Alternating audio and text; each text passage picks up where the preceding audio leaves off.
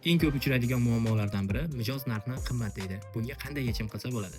Mijoz mahsulotni qimmat deganida bu e'tirozni oshib o'tib, mijozni sotuvga olib boruvchi qandaydir sehrli yoki mo'jizaviy instrument yo'q. Bo'lsa ham bu instrument yolg'on yoki manipulyatsiya ustiga qurilgan bo'ladi. Unda qanday yechim qilsa bo'ladi desangiz, keling ko'rib chiqamiz. Birinchi navbatda mijoz nima uchun qimmat deyapti?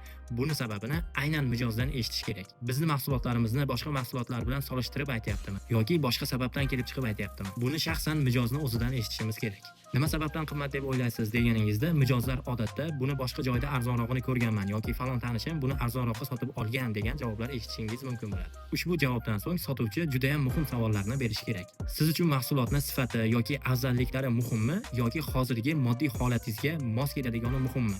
Ya'ni sifatli narsa xohlayapsizmi yoki arzon sifatsiz bo'lsa ham bo'laveradi demoqchimisiz? Ko'pincha mijozlar albatta sifatli narsa muhimroq deydi, lekin aslida sifatli mahsulotni juda ham arzonga sotib olgisi keladi. Bu tabiiy hol. Narxlar mahsulotning sifati yoki afzalliklariga ko'ra o'zgaradi. Muammoni vaqtincha yechishdan ko'ra sal qimmatroq bo'lsa ham sifatliroq mahsulot sotib olib, muammoni hal qilganingiz muhimroq emasmi degan tavsiya bilan ushbu holatni chuqurroq tushuntirib o'tish kerak. Bu bilan siz mijozni narxdagi e'tiboridan mahsulotning sifati va afzalliklari tomon yetaklashingiz mumkin bo'ladi. Bundan tashqari mijoz avval ham sifatsiz mahsulot olib afsuslanganmi yoki shunga o'xshash mahsulotni sotib olib keyinchalik afsuslanganida o'zini qanday his qilishi haqida biroz suhbatlashsangiz ham bo'ladi.